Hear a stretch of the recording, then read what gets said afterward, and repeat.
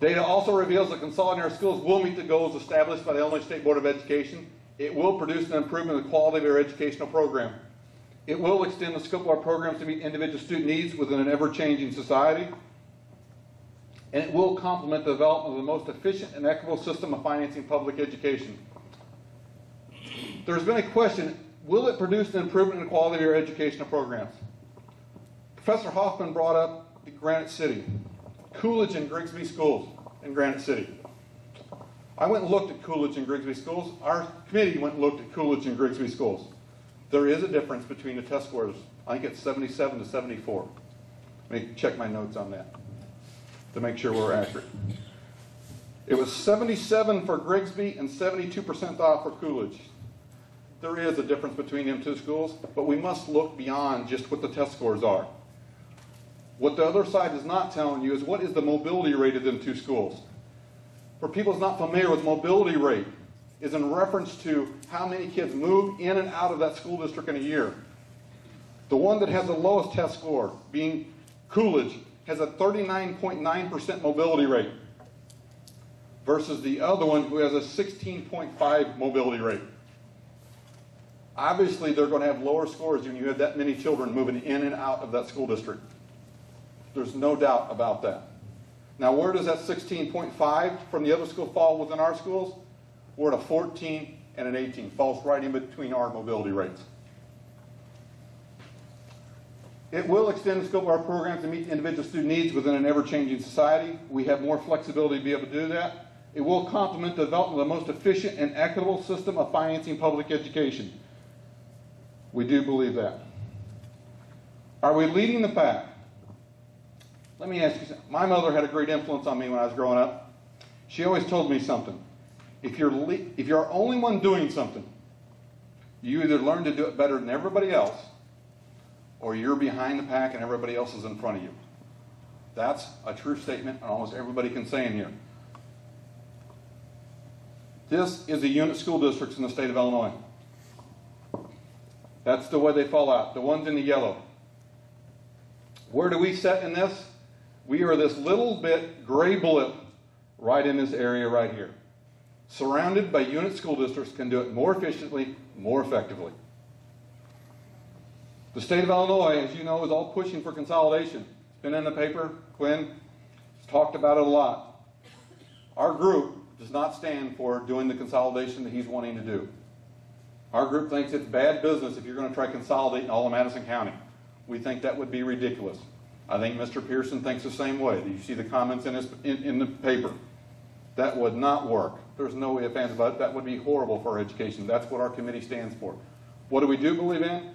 If the voters vote on something and it's the best for our children's education to do what we have now with our two small districts into the high school, making it all one district, that is what's good for our children. How property taxes? How will consolidation affect my property taxes? We've already talked a little bit about that. The petition gets on by 500 voters. We got this petition put on the ballot. The proposed new tax rates are lower than the existing rates in all three existing districts. All three existing districts, the rate is lower. The taxes for your education will go down.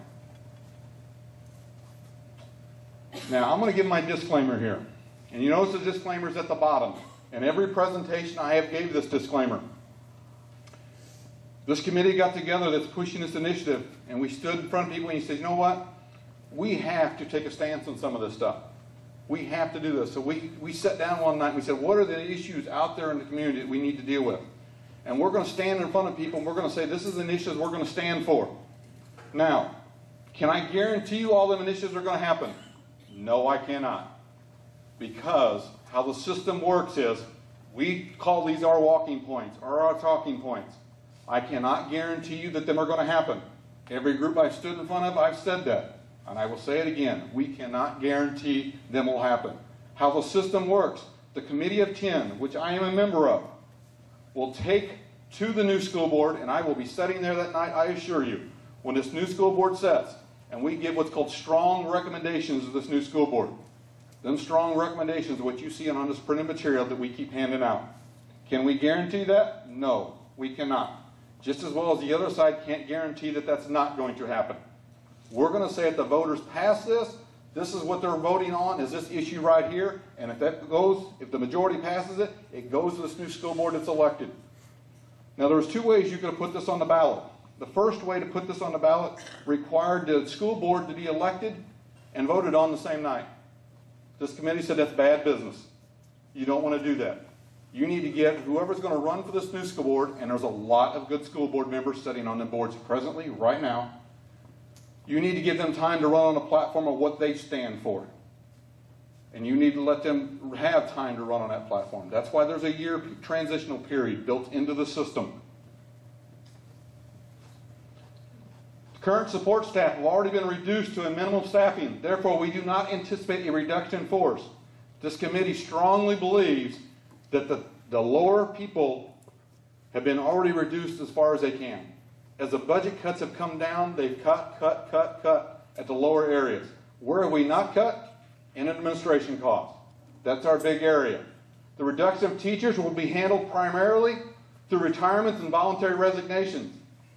Administration staff will reduce to levels appropriate for a unit school district so we can be on par with our neighbors. It's simple as that. There is no guarantee there will not be a reduction in force in all areas if we do not consolidate now. Just as Dr. Diver makes reference to in the Alton Telegraph article dated 3/6. We're not sure that there ain't going to be reductions in the coming year if we keep the present system.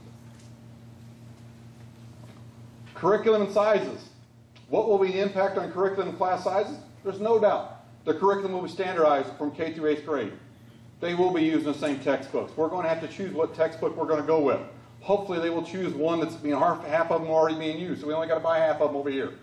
But I can't guarantee that. Whose decision is that? The new school board.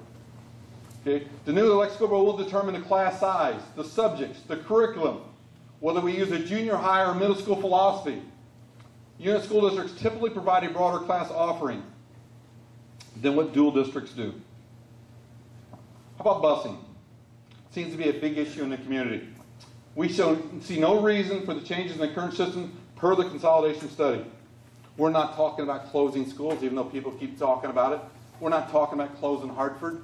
We're talking about making the system more efficient, what works for our children's education. That is our goal. We're not talking about closing anything. Whose decision would that be? That's the new elected school board's decision. Absolutely. The proposed unit school district, we hear people talk, well, we don't want to lose our small school atmosphere. If we consolidate, we will still be the smallest unit school district around. Still, we will not lose our small school atmosphere. Will school buildings be closed? At this time, we do not see a need for closures as the consolidation study states. Just as they state, we need everything we have now. What will happen to the existing school district's debt? This is one that really gets to me. Because 10 years ago, I remember every person that I talked to about this subject telling me, well, you don't want to take on the debt of them other people. You know what? When I got this study, when I got that 1999 study, I read that was not the case 10 years ago, and it's not the case now. That debt stays with the residents that incurred that debt till that debt is paid off.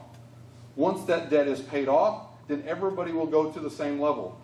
But if you live on that side of town, you're not taking on East Alton's debt, and if you live on East Alton, ain't taking on that debt. And you know what's funny about that? There's not a lot of debt here to begin with.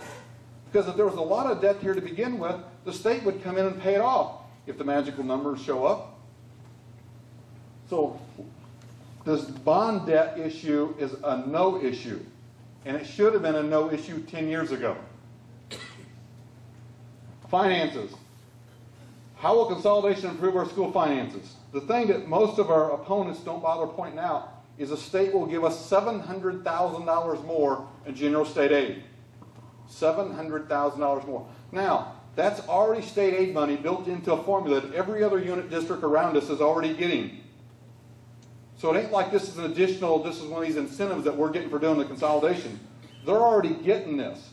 Only thing is if the state knows this is the right thing to do, and they've been pushing the initiatives for consolidating for years.